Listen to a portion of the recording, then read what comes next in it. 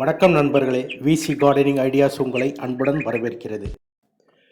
இந்த பதிவில் நாம் பார்க்க இருக்கிறது அழுகிய தலியா கிழங்கை முளைக்க வைக்கிறது எப்படி அப்படின்றத பற்றி தான். நாம் தலியா கிழங்கை ஆன்லைனில் வாங்கி பேக்கிங் பிரித்து பார்த்தா சில கிழங்குகள் லேசாக அடிபட்டும் அழுகிய நிலையிலும் இருக்கும். இதுக்கு காரணம் கிழங்குகளில் ஈரத்தன்மை அதிகம் இருக்கும்போது அதை பேக்கிங் செய்வதும், அந்த பேக்கிங் நமக்கு வந்து சேர 5 அல்லது 6 நாட்கள் ஆகும்போது பேக்கிங் உள்ளே இருக்கிற இந்த கிழங்குகள் பாதிப்பு ஏற்பட்டு அது அழுகி போகுது. இப்படிப்பட்ட கிழங்குகளை பார்த்தவுடன் பலரும் அது முளைக்காது அப்படின்னு முடிவு செஞ்சு அதை குப்பையில் போட்டுடுறாங்க. ஆனால் இப்படிப்பட்ட தலியா கிழங்குகளையும் நாம் எப்படி முளைக்க வைக்கிறது என்பதை பற்றி தான் இந்த வீடியோவில் பார்க்க போகிறோம்.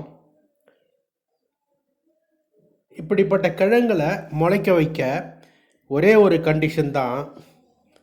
அதாவது அழுகிப்போன கிழங்குல பாதிக்கப்பட்ட பகுதியை நம்ம வெட்டி எடுத்துடணும். அப்படி வெட்டி எடுத்த பின் நல்லா இருக்கிற பகுதி 50% நல்லா இருக்கிற பகுதி தேறிடுச்சுன்னா அந்த தலியா கிழங்கை நம்ம முளைக்க வைக்க முயற்சி எடுக்கலாம்.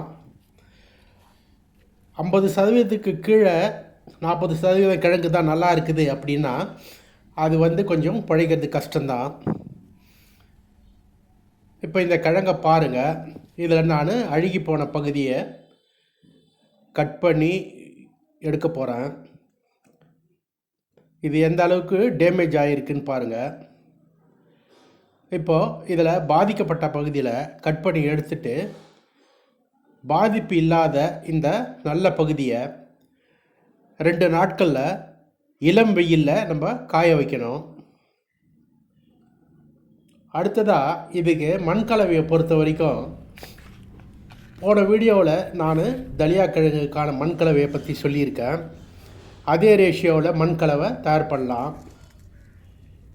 இப்படிப்பட்ட கிழங்குகளை நடவு செய்யும்போது மண்கலவையில் ஃபங்கிசைடு சேர்க்க வேண்டியது அவசியமான ஒன்று.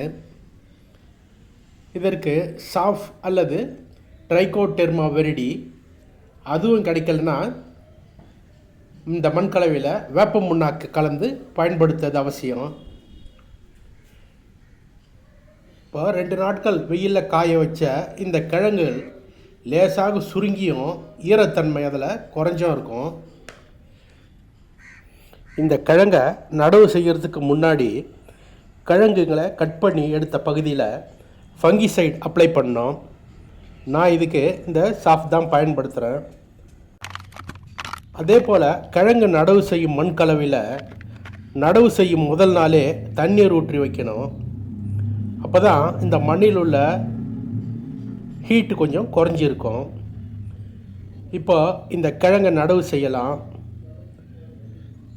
தலியா கிழங்கு நடவு செய்யும் போது அதோட கொண்டை பகுதியை மேல் நோக்கி மண்ணின் மேற்பரப்பில் இருந்து 1 சென்டிமீட்டர் உயரத்தில் வச்சு நடவு செய்யணும். பிறகு நடவு செஞ்சதும் கொஞ்சமாக தண்ணீர் ஊற்றி அதோட மேலே வெயில் படாமையும் மழை தண்ணி நேரடியாக படாமலும் இருக்க அதை நம்ம ஒரு கவர் பண்ணி வைக்கணும். இந்த மாதிரி நடவு செய்த 6 அல்லது 7 நாட்களில் இந்த தலியா கிழங்குல இருந்து முளைப்பு வர தொடங்கும்.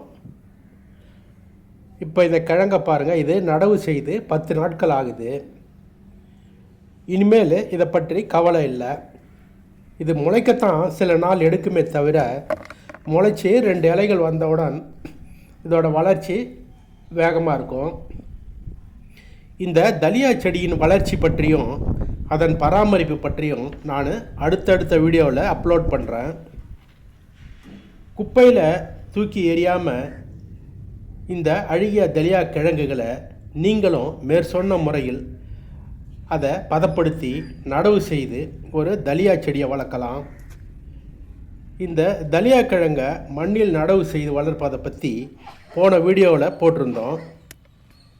இப்போ அடுத்த வீடியோவில் தலியா கிழங்கை மண் இல்லாமல் முளைக்க வைத்து வளர்ப்பது பற்றி ஒரு வீடியோ வெளியிடப்படும்.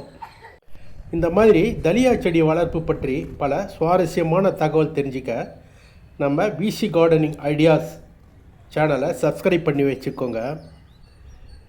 இந்த வீடியோ உங்களுக்கு பிடிச்சிருந்தால் லைக் பண்ணுங்கள், ஷேர் பண்ணுங்கள், சப்ஸ்கிரைப் பண்ணுங்கள். மேலும் ஒரு பயனுள்ள வீடியோவில் சந்திக்கிறேன். நன்றி, வணக்கம்.